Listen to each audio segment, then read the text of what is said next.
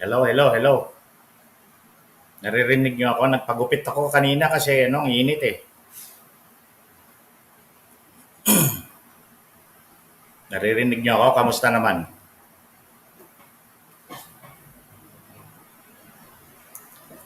Ayos ba ang buhok?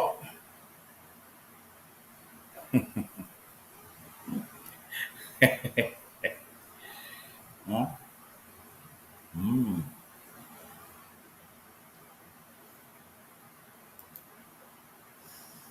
Kamusta, kamusta, kamusta?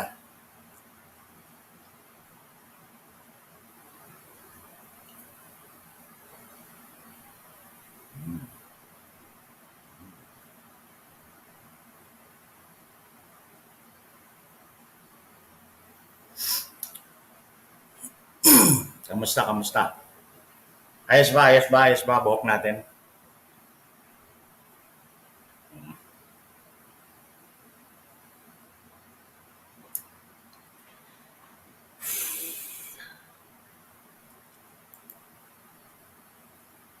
Hmm. Ayos ba?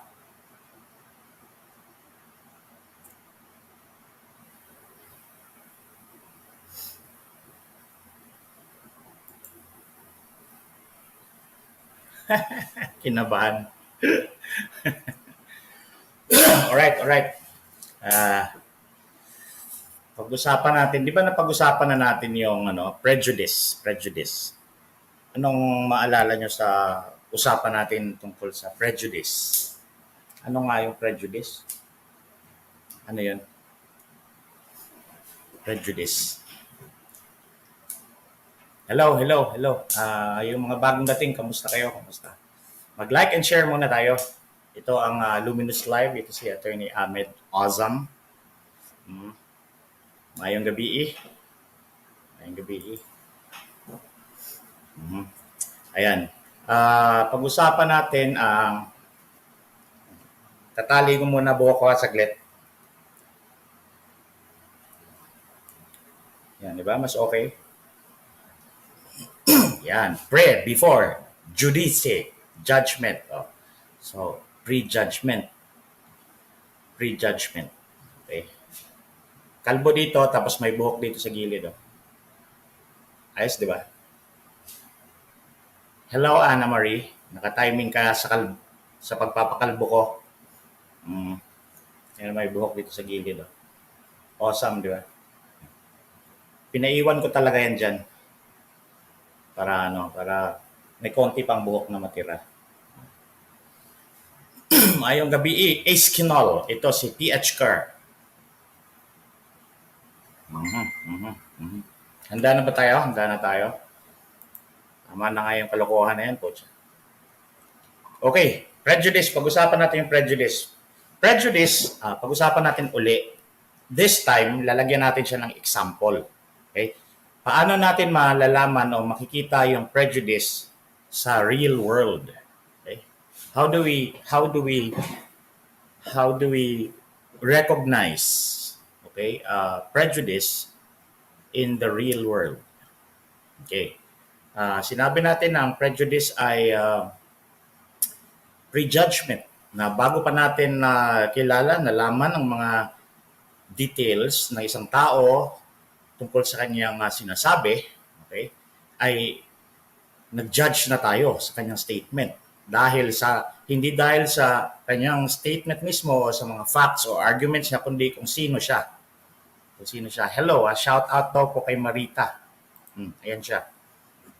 Okay ka na, Marita? Ayan. Tama nga yan. Yung prejudice, tamang hinala. Pero hindi lang tamang hinala, tamang panghusga. Judgmental. Hello, Ligaya. Yan yung prejudice. Okay? So, ngayon, anong masasabi nyo dito sa ilalagay ko dito sa screen? Never mind the name. Wag niyo nang tingnan yung pangalan niya o kung sino man siya. Yung sinasabi niya lang, yung content lang kasi otherwise magiging prejudice din tayo. Okay? Ang titingnan natin yung kanyang argumento and then titingnan natin kung sakto ba yan sa facts. Okay, sa facts. Okay. Ano sabi niya? And we quote, because most Marcos vloggers come from the poor, okay, from the poor, a lot of them could only afford to finish high school. A lot of them could only afford to finish high school. Hello, Adrian. Si Adrian, isama natin sa Luminous. Okay? Sabi niya, they did not learn research or go deep into the country's history, making them vulnerable to disinformation before becoming disinformers themselves. Okay. Ano ang sinasabi niya dyan? Yung unang paragraph niya, because most Marcos vloggers come from the poor, okay, dahil mahihirap yan karamihan sa mga vloggers na Marcos. I don't know what he means by this. Marcos yung apelido o supporter ni Marcos o ano, di ba? But that's his statement, not ours. Karamihan daw sa mga vloggers na Marcos, either Marcos ang apelido o supporter ni Marcos, ay galing daw sa mga mahihirap. Galing daw yan sa mga mahihirap. Mm-hmm. At marami daw sa kanila ay high school lang ang ma-afford. Okay?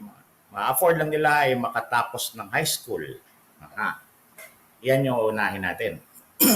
Anong tawag dito sa statement na to? Yung tipong nilalahat mo na nung hindi mo pa nakikilala o nalalaman kung sino nga yan sila. Di ba? Ganyan ang hasty generalization ang tawag dyan. Hasty generalization. Porque Marcos supporter ka, karamihan sa inyo, mahihirap, di ikaw malamang mahirap ka. Mahirap ka. Malamang mahirap ka. At ang na-afford mo lang sa pag-aral ay yung high school. Pero ang tanong dyan, Mr. Talabong, kilala mo ba lahat ng Marcos vloggers? Kilala mo ba lahat sila para masabi mong mahirap sila? Mahirap sila. Pangalawa, lahat ba ng mahihirap ay high school lang ang matatapos? Lahat ba ng mahihirap ay high school lang ang natapos? Okay? Anong sagot niyan? Malamang, sa unang tanong natin, ang sagot niya ay no. Kasi hindi naman niya nakilala lahat ng Marcos vloggers. Okay? So he really has no basis for saying this. He has no basis for saying most Marcos vloggers come from the poor.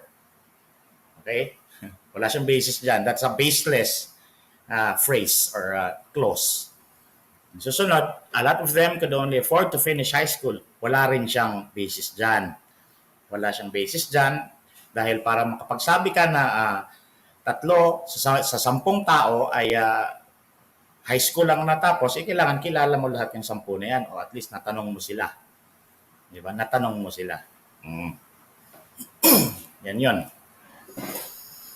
Okay? Yan yung first part of that. Sumunod, they did not learn research or go deep into the country's history. They did not learn research or go into the country's history. Okay, so palala ng palala. Dahil kung ang kanyang argument is lahat ng mga tao na hindi ko pa kilala, ang karamihan diyan ay wala pang 4 yata kilala ko sa kanila, ay mahihirap yan sila. Mahirap. At dahil mahirap sila, ay high school lang ang natapos niyan. Sige. High school lang ang natapos niyan. Ewan ko kung anong basis niya dyan. At kung meron tayong makita na graduate ng master's or PhD degree, di mali na kaagad siya. Mali na kaagad siya. Di ba? So, palpak tong kanyang first phrase. Mamaya na natin husgahan yung kanyang social ethics dyan sa kanyang sinasabi. Yung facts lang muna. Okay? Yung facts. Okay? Facts. Sumunod niyan, sige, mahirap na yan sila. High school lang tinapos niyan. At dahil high school lang yan sila, hindi nag-aaral ng research yan. At hindi rin nagbasaya, wala rin alam yan sa country's history. Hindi yan sila nag-aral ng malaliman ng ating kasaysayan. Okay. Paano niya masasabi ito? I mean, kailangan bang makatapos ng high school para malaman ang country's history? Okay? Kailangan bang mag-aral ng makagraduate ng higit pa sa high school para malaman ng history? Maraming historians na hindi man lang nag-aral. Maraming journalists, broadcasters, commentators sa radyo ang hindi man lang natapos ng college. Okay? Pero dahil hindi siguro sila Marcos sa vloggers, so alam nila yung country's history. So kung Marcos vlogger ka, hindi mo alam itong research at wala kang alam sa country's history. Okay. So dahil ganyan nga daw ang mga vloggers ng Marcos, ay vulnerable sila to disinformation. Mabibiktima sila sa mga disinformasyon. Okay. Biktima. Magiging biktima sila. Tapos, pagkatapos nila maging biktima, ay sila na rin ay magiging disinformers na rin sila. Okay. Nakakasakit ng ulo tong sinasabi niya dahil wala man lang dito kahit isang part ng kanyang statement ay justified.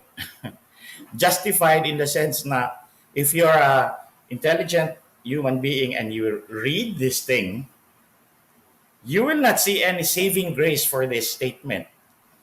And you will wonder what kind of person would say this thing. What kind of person would say this thing and seriously believe it that he will post it on his Twitter account. What kind of a person would think this and believe this so much that he will proudly say it to the world by posting it on his Twitter account? Okay. Ang masasabi ko lang dyan ay kulang to sa aral. Kulang to sa aral. Kasi kung nag-aral man lang to at naintindihan niya itong inaral niya, ay malalaman niya na you cannot make judgments before you know who you are judging. Okay? Before you know who you are judging. And then, there's also logic. Okay? There's also logic. Kung umabot ito ng college ng taong to at graduate ito at nag-postgraduate studies to, ay hindi ito na bahira ng talino na dumaan sa pag-aaral ng logic. Bakit? Okay.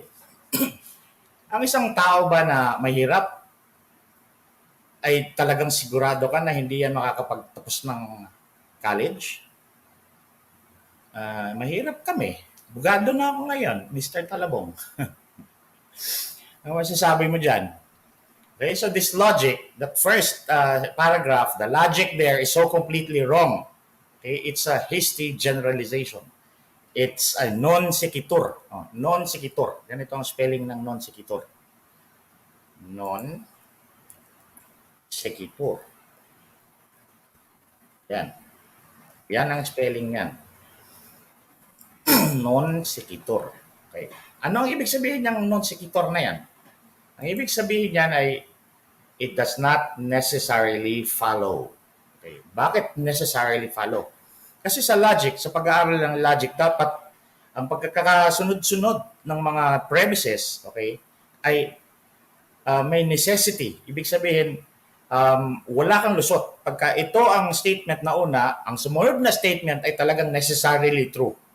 Otherwise, that entire argument is invalid. For example, all humans are animals. Okay? All humans are animals. Tama naman yan, sabi sa siyensya, we are animals. Okay? But we are a higher form of animals. But we are not plants. We are definitely not algae, and we are definitely not ferns. But we are animals. Okay? Now, all human beings are animals. Okay? Ahmed is a human being. Okay. Ahmed is a human being. Therefore, Ahmed is an animal. That is a valid statement. Okay, that's a valid statement. Yung valid statement na yan ay naging valid kasi yung conclusion necessarily follows the two premises.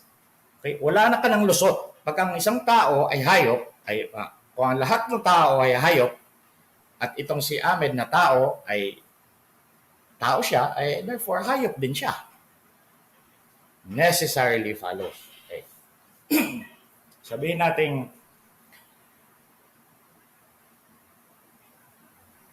all humans, some humans are become rich. Okay, some humans become rich. Okay.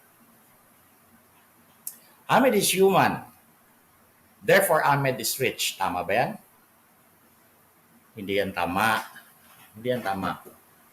Kasi that kind of argument is not a deductive argument. It's a induction. It's an inductive argument. Ibig sabihin yan yung sinasabi na sa lahat ng nakita kong ganito, karamihan dyan, dahil ito lang yung nakita ko, silang lahat ganyan.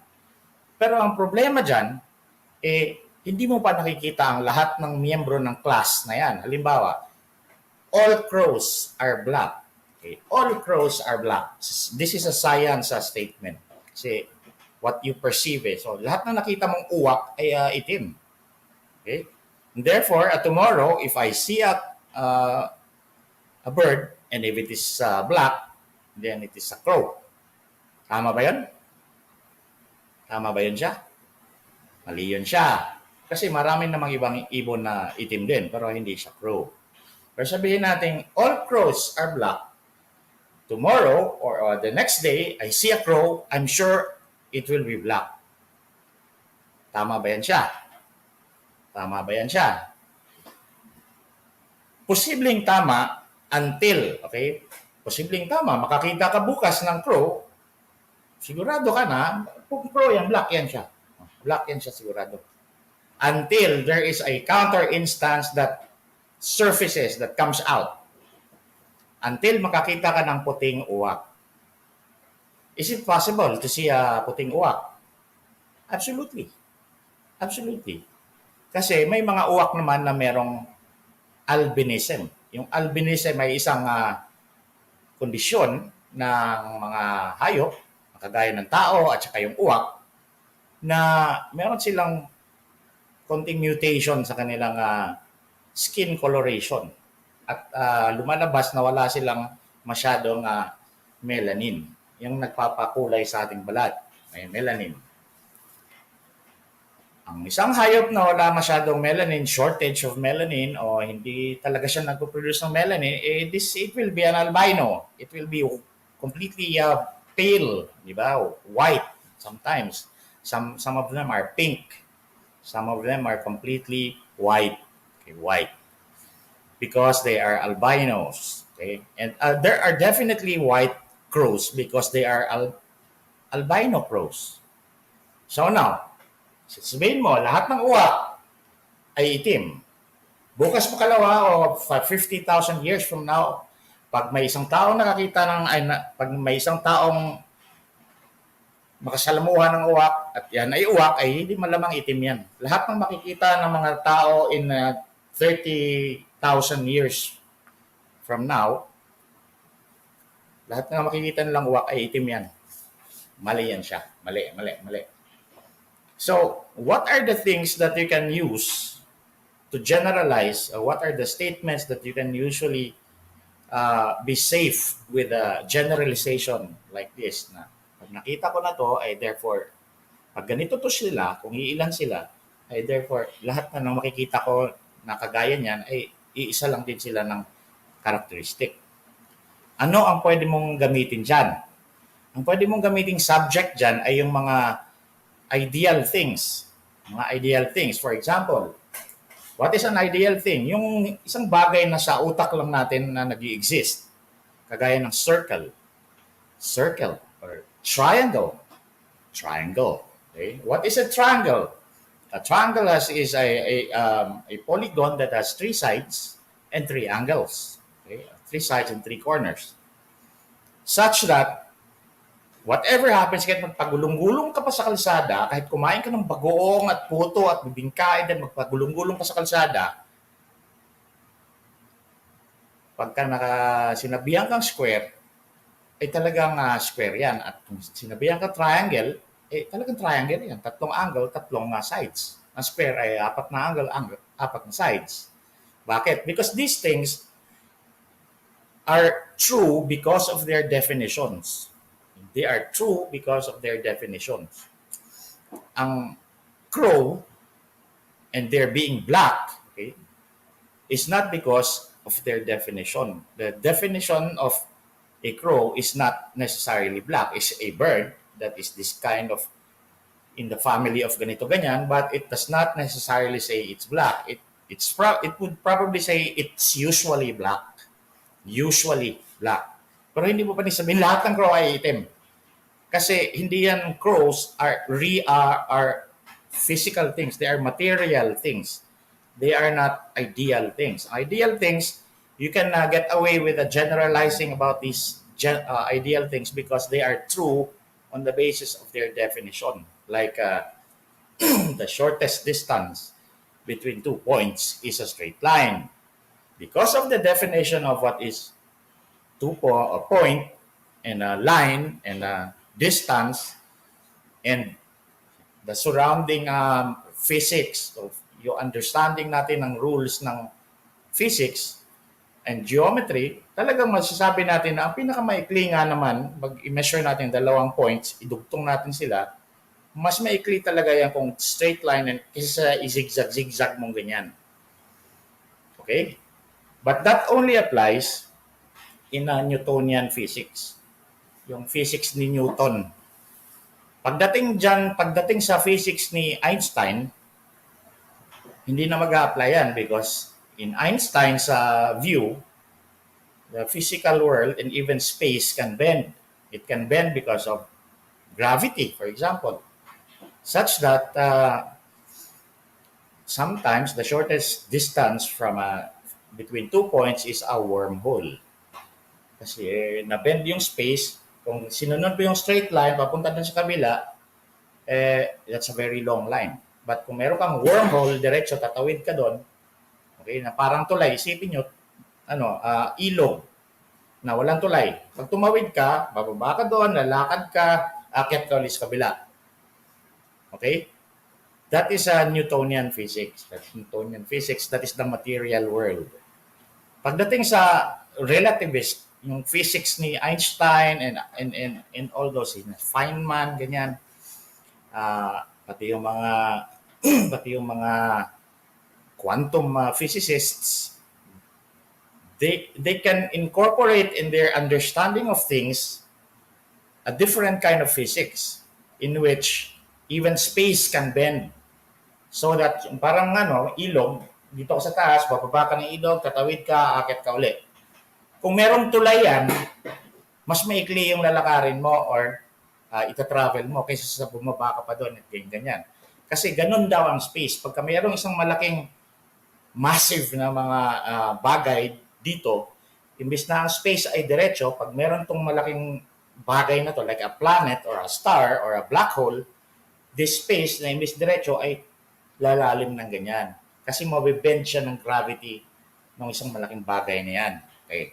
Such that the shortest distance from this point to that other point is not a straight line, but a wormhole. Okay, it's not going through the river, going down and going up, but a bridge. Because a wormhole is like a bridge. So, example lang natin yan. So, ibig sabihin, lahat ng sinasabi ng siyensya ay inductive reasoning. They have to see everything first before they can really say that what they are saying is completely true. The problem with that is that they could not possibly see things, everything about a certain statement because they are mortal. They will die after like 80 years old. And how about you know human beings were existent during the dinosaurs. And even if there were, ang ikli ng buhay ng mga tao, yung mga dinosaurs, they exist for millions and millions of years. Diba? So hindi nila masasabi na nakita na namin lahat ng dinosaur, ganito sila. Kasi iba-iba yung dinosaurs and iba-iba yan as they evolved and down the line sa timeline. So there is a great limitation of the kind of knowledge that science can give us. The limitation there is that it can always be proven false by time. It can always be proven false by time, like what happened with the Catholic Church, the Pope, and Galileo.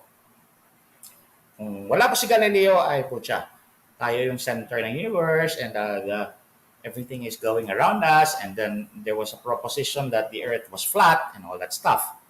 And through time, lumipas ang panahon, nagkaroon ng Galileo, nagkaroon ng Nicolaus Copernicus, and such other people na pare-pareho ng sinabi, na-prove false ang sinasabi ng Simbahang Katoliko, ang Pope. That is the problem with science. Because right now, we believe that the atom is made up of, when we were in high school, we were taught, in elementary, we were taught na ang isang atom ay binubuo ng ng electron, ng protons, at saka ng neutrons. And then, fast forward to ngayon, it's no longer true. Okay, it's no longer true that an atom is composed of only an electron or electrons, proton or protons, and neutron or neutrons. Every neutron, every nucleus has equal number of neutrons and protons. Nandun yan sila sa gitna ng atom at yung electrons are going around that nucleus. Pero ngayon, alam natin na hindi lang yan ang meron doon. Meron pa mga subatomic particles na tinatawag. Okay? Merong mga positron. Okay? Merong mga megatron. Tsaka mga decepticon. Merong ganon. So, mali na yung tinuro sa atin ng high school tayo at ng elementary. Kasi meron ng mga ganito, mga muons, mga tachyons, mga ganyan, mga Higgs boson, mga ganyan, di ba? O merong photon na tinatawag.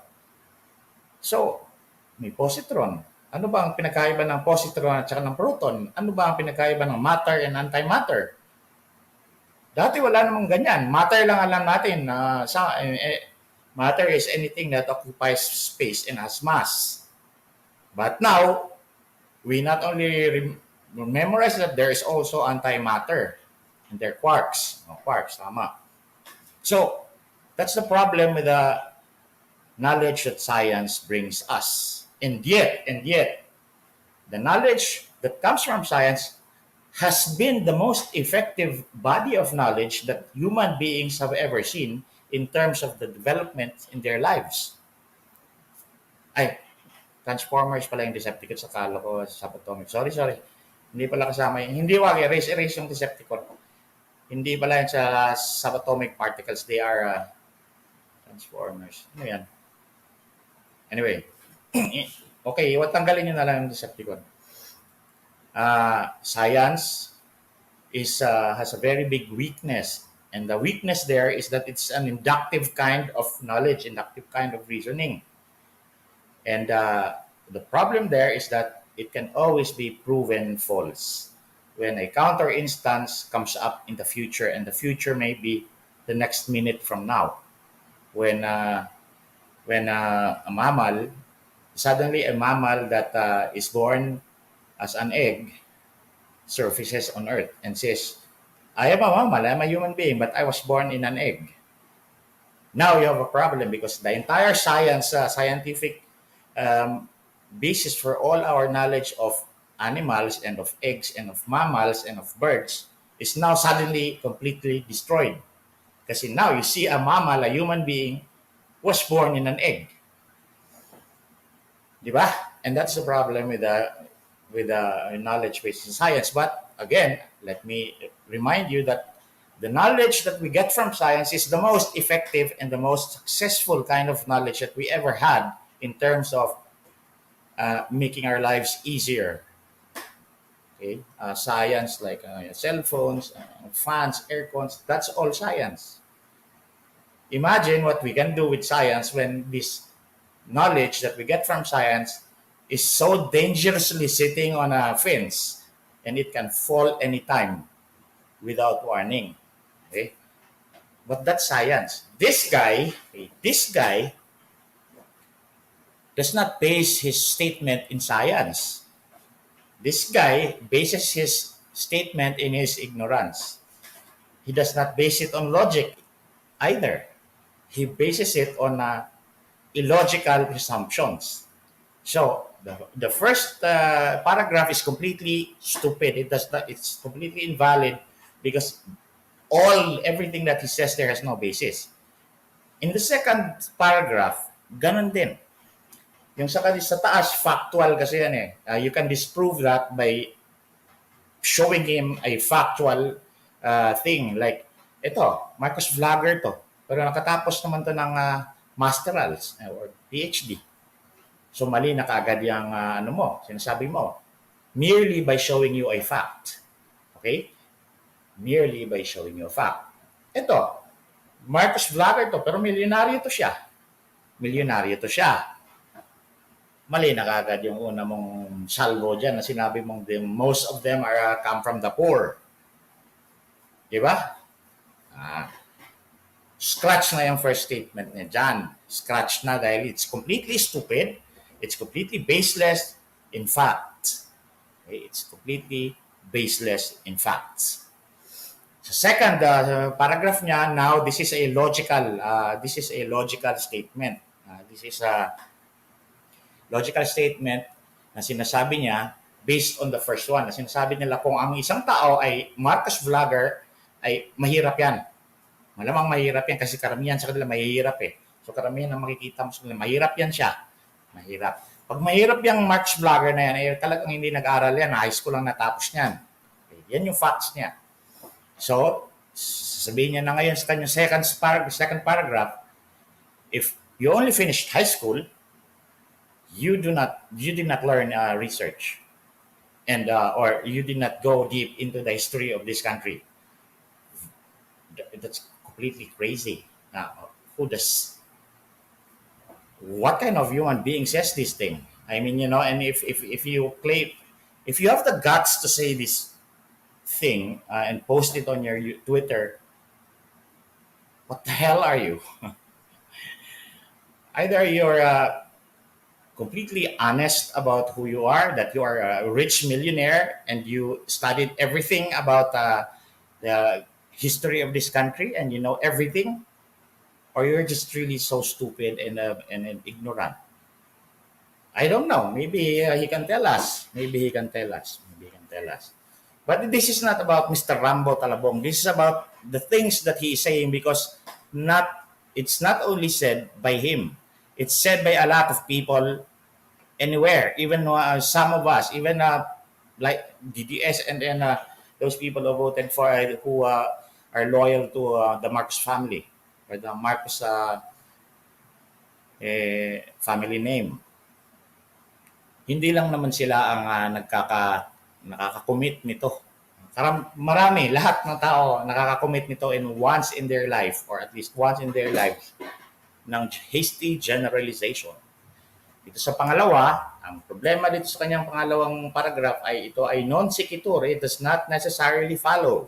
It has no sufficient basis, even facts and in logic, to be a valid conclusion. Okay.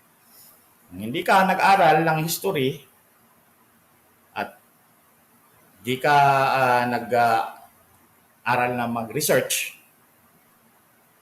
ay magiging biktima ka ng disinformation. Sino ba ang nagiging biktima ng disinformation? Lahat ba ng biktima ng disinformation ay hindi marunong mag-research? Or hindi na pinag-aralan yung history ng country niya? Disinformation is about every single thing that you can ever imagine in this world. It's not only about history of your country. Okay? And it's not only about researching because some disinformation statements out there or fake news, do not need to be researched. The answers are completely right there in your head. Like this thing, like this post is a fake news. This is a fake, false statement. Why? Because it's illogical. There's no factual basis. It has no logical basis. Did I need to research this thing? No. It's in my head. It's stock knowledge. So this guy, nagayabang na sobrang elitista siya, ganyan, awesome kami, ganyan, mayayaman kami, hindi kami sumusuporta kay Marcos, therefore mayaman kami. At kung mayaman kami, malamang nakatapos kami ng not only high school but also college and afterwards postgraduate degrees, which is again baseless. But this guy seems to believe himself so much that he's part of that group. Okay, then, if you are part of that group, does that necessarily follow that you know how to research? I mean, there are many of your group, members of your group who are completely stupid also. Ay hindi man lang marunong mag-research. Say mo si Lenny Robredo. Di ba? Kung nagre-research yan siya at kung nag-aral yan siya ng history, malamang hindi yan siya makaletse-letse at baka nanalo siya sa election. But natalo siya dahil wala siyang kalaman. Everybody thinks she's a moron. I mean, I don't care about everybody. I think she's a moron. Okay? And I have basis for that. I will just quote the things that she's been saying for the past 6 years and it's clear that she's a moron. Diba? But that, again, that's my opinion because I have proof for it to myself. Ngayon, dahil may idiot dyan sa mga kagrupo nyo, ibig ba sabihin Marcos vlogger yan? Ha? Idiot yan. Malamang hindi nag-ayos ko yung kay idiot eh. Marcos vlogger na yan siya. Sumali na yan siya dito sa amin. Okay? And then finally sabi niya, making them vulnerable to disinformation. Lahat ng tao na nagiging biktima ng disinformation, karamihan sa kanila siguro sabi niya ay hindi nag-aral ng research kasi yan at hindi rin wala rin alam yan sa kanilang history. And kasi nga Marcos yan sila, Marcos tapos ng high school. Diba ito yung classic example na walang connect. Yung bawat sentence nito ay hindi konektado sa isa't isa. Malamang itong statement na to ay hindi rin to konektado sa utak ng tao na yon. At yung tao na yon ay yung kanyang bibig ay hindi konektado sa utak niya. At yung kanyang mga neurons sa utak niya ay hindi konektado sa isa't isa. Anong tawag sa ganyan? Anong tawag sa ganyan? Hindi ko alam. Rambo Talabong, siguro tawag dyan. Ano ba to siya? Mukhang Rappler, whatever. I don't know this guy really. I know Albert Einstein. I know Jacques Derrida and Richard Rorty. I even know many other physicists. I mean, I know them personally, but I do not know this guy. And yet, here he is saying all of these things. Hindi nga yan sinabi ni Richard Rorty na nag-guest sa amin dun sa UB eh. Richard Rorty is a postmodern sociologist who somehow stumbled upon the really beautiful theory of sociology. But that's for another time. So itong tao na to, na wala pa sa talampakan ni Jacques Derrida, di ba? Stephen Hawking, ayan siya magsalita. Ayan, parang kilala niya lahat ng tao. Yan yung prejudice. That is how you spot prejudice. Pagka sinasabihan mo na yung isang mga tao, hinusgahan mo sila na ganyan yan sila, kahit hindi mo pa kilala, you are a prejudiced person. You are a bigot.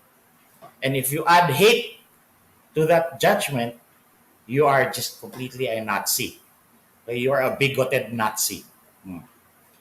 Nazi ka. Okay? Gestapo ka. Yan siya. Okay, yan siya.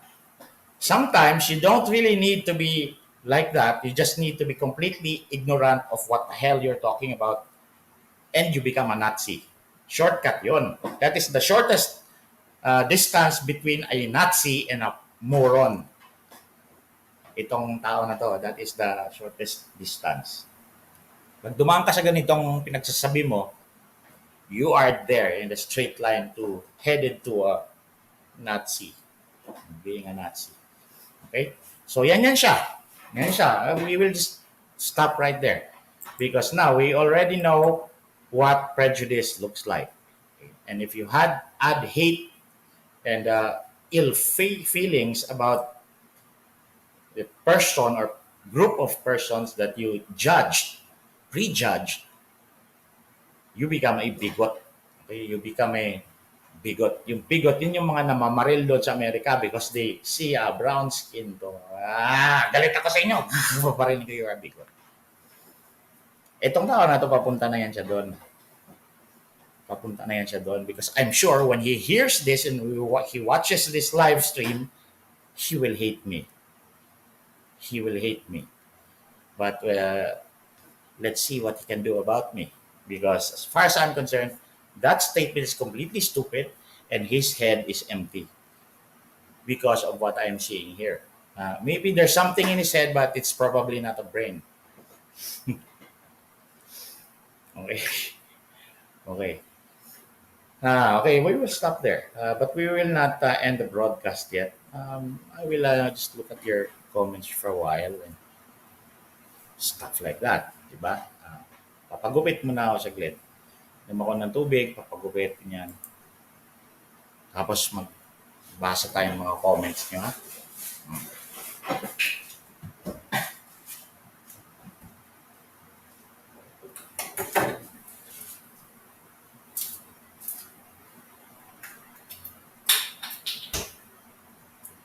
Mahirap pala inumin itong yellow. Ayan.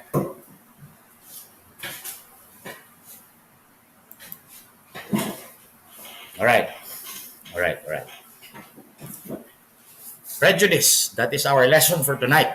And we already know how to spot prejudice in the real world. An example of a person who is prejudiced is this guy who proudly presents his ignorance to the whole world by posting it on Twitter.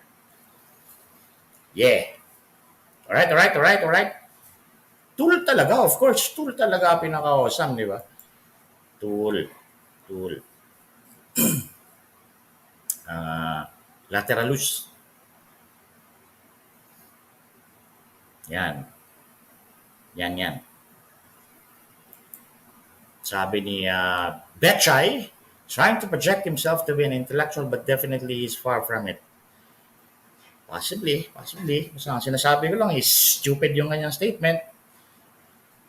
Pag inulit niya yan bukas, stupid pa rin yung statement. At pag palagi niyang uulitin, malamang stupid na talaga itong taong to and his brain is empty. Something like that. Okay. Ay, salamat naman. Nasa tunga ka na story ni Ahmed. Tunga. What happens to your lovely hair? Hindi, nagpagupit ako kasi mainit eh. Mainit. Pinalipat ko dito sa yung face. Alright, sino pa ang ating pwedeng basahin dito? Ulitin na sa pinakasimula. How do you like my hair? Oh, sabi ni Maite, hello Ate Ahmed, good evening. Good evening din. Si John Luterio, palagi ko na nakikita itong mga pangalan at mga suki ko na ito sila. Si Bex Rosa, hello. Ngayon lang kita nakita. Welcome to the live stream of Luminous. Si Luz Monton, palagi ko nakikita ito siya. Kahit doon lang sa page. Si Vivian Hickley. Good afternoon. Aha, you are in London. Is it raining there? Because it's almost always raining there when I was there. Si Celeron, sabi niya, good evening. Good evening. Oh. Si James Alexander. Magandang gabi. Si G. Yan. Is Julius Caesar. Caesar. Si Emma. Ito ang kapatid ko to siya. Itong babae to, kapatid ko. Tulog na siya. Buti naman. Mayang gabi dia, Sergado. Okay. Si Delzy. Nakita ko na si Delzy. Okay. Ang tawag natin sa inyo ay mga luminaries. Okay. If you Google the word luminary or luminaries, kagaya nitong ito, yan yung luminary. Plural luminaries. Google nyo para maintindihan nyo ano ibig sabihin niya. Okay? Si Maylene, good evening din po. Okay, si Ida. I remember how you pronounced your name. Si Carla Jose. You're pretty. Mm. Alam mo nang pretty pala dito sa live stream. Good evening. I am always notified here on YouTube whenever Luminous will go live watching from Las Piñas. Hi! Working from home. Alright, alright. Si Rene Braga Bainco. Good evening po sa lahat watching from Riyadh. Assalamualaikum, sir. Si Cora. Si Cora, wala siyang sinabi. Sige, si Ida nagsabi lang siya ng wow. Okay, si Lorenzo, parang filter naman yan natin. Hindi, napagupit lang ako. Nagpaiwan na ako ng konting buhok dito. Si Attack, hello Attack. Si Vivian, tapos na yan, batin na yan natin siya. Si Sian Bakara. Good evening to the intellectuals of the Philippines. Hello, sir. Good evening din. Ito si Fubu. Anong ibig sabihin ng Fubu? Sige nga, enlighten me because I don't know this. I never really claim to know everything. I just claim to know more than most of the people here in this internet thing that we do. What is Fubu? Tell me. What is Fubu? Bagay, okay. Sige, si Melanie, yan, hindi pa natin yan siya na totoo po ba yan? Si Merlin, yan, hindi rin. Si Shu, hi Shu, bagay attorney. Si Ophirian Shemites, hoy, bakit pakalbo? Bakit hindi? Yes, si Carla, yan siya ulit. Okay. Mainit di ahit na din. Hindi, okay, mas okay itong mga balbas para pang kiliti yan ng mga kalaban natin ng babae. Si Loud and Clear, sabi niya, si Piwi, dadating ba siya? Hindi ho siya dadating kasi tulog na siya. Bago pa ako kumain, natulog na siya. Okay. Fugo, wala pa rin nagpapaliwanag sa akin. Ito si Barbara Castro. You look younger. I'm old. Really old. Hello, Loretta. Ophirian Shemites. Sinong bastos? Ako? Sige. Si Carla, si Gaz Azurin, bagay. Okay. Makiti, hello. Jackson Galaxy. Yeah, ako rin. Good evening po, Emma. Si Beng. Sino pa ba ang bago dito? Si Bigwasen. Okay, naulit-ulit na ito yan. Ulit-ulit na. Si Mel. Okay. So, tapos na tayo. For tonight. And the lesson for tonight is how to spot prejudice in the real world. And if you spot prejudice in the real world, it may be some other person or yourself. If it's yourself, you have to change it. You have to avoid as much as you can being prejudiced. Okay, you have to avoid it because it says a lot about you that you are not saying. So, hindi mo sinabing idiot ka, pero lalabas talaga eh. Yan ang tinatawag ni Adriana Pascual ng self-evident. The truth is self-evident. In this case, ni Mr. Talabong ay mukhang ganun nga. The truth about him is self-evident. Alright? Okay. May mga bago pala. Hello, attorney. Sina Teresa, sina Cecilia. Alright. Meron ba kayong tanong dyan? Ano ba yung tanong niya dyan? Meron ba kayong tanong? Kailan gala nyo dito sa Thailand? Sa Thailand, sabi ni Johnny Gonyalazos. Kung matapos na to at pwede nang pumunta dyan, why not? Kasi ang sarap ng dyan eh. Yung pagka sumasakay ka doon sa bangka na may palengke na namamangka ka, may nagbibenta doon ng parang water pipe. Tapos pagka kininditan mo, lalagyan ng marijuana tapos patira sa iyo. Yan ang gusto kong puntahan sa Thailand. Ito yung magic ng technology, science. Diba? Science can do this. Hello, hola. Ali, Thea, Manalo. Meron ding si Sujin. Ayan. Good evening. Watching from Cadiz, Spain. I think yan yung kapangalan ng yung lugar na yan sa Spain, yung Cadiz dito sa may Aklan, ano? Cadiz. Naniniwala ba ako sa alien? Alien, ibig sabihin yung mga extraterrestrial life forms.